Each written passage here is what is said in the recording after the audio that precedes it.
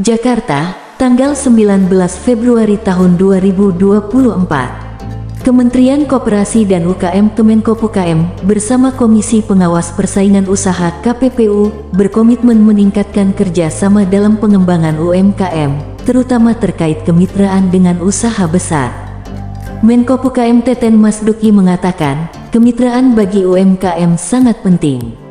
Mengingat struktur ekonomi Indonesia saat ini masih didominasi oleh produsen kecil seperti petani, nelayan, dan peternak.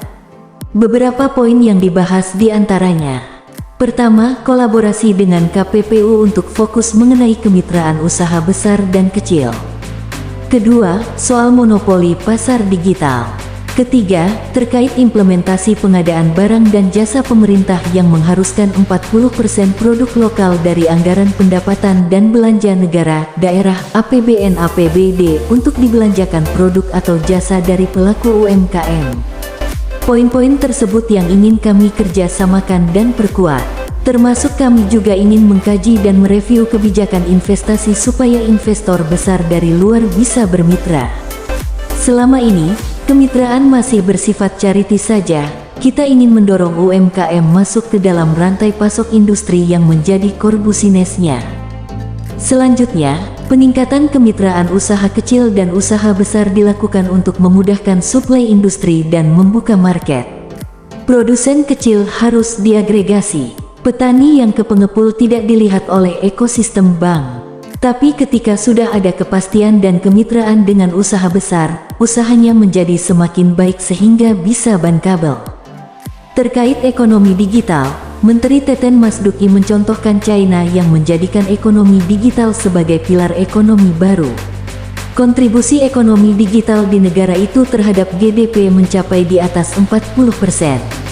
Hal itu menjadikan transformasi digital di China melahirkan sumber-sumber pendapatan baru yang menopang perekonomian di negara itu.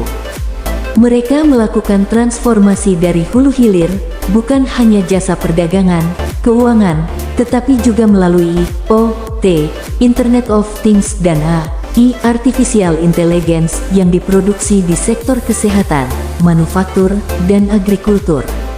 Sementara di Indonesia baru di sektor perdagangan dan keuangan saja. Di kesempatan yang sama, Ketua KPPU Vansurullah Asa mengungkapkan, koordinasi dengan Kemenkopukm merupakan langkah yang sangat krusial.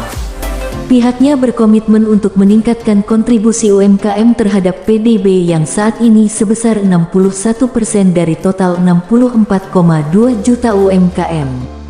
Dari target RPJMN, Rencana Pembangunan Jangka Menengah Nasional, sebesar 11% kemitraan UMKM, sementara realisasi baru 7% atau sekitar 4,5 juta UMKM.